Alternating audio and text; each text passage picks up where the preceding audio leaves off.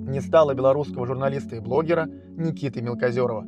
Это огромная утрата для белорусов и особенно для белорусов в эмиграции. Познакомился я с ним еще в 2019 году, когда вместе с ним на онлайнере сделали провокационную статью-ответочку о запросах белорусских девушек, которая просто разорвала байнет, набрав более 4000 комментариев. Никитос был одним из тех, кто советовал мне начать снимать видео про США. И я до сих пор в это не верю. Кажется, что это все какой-то нелепый пранк. Его сторизы еще доступны в сети, а его уже нет с нами. А мы же с ним практически одного возраста. Но почему так?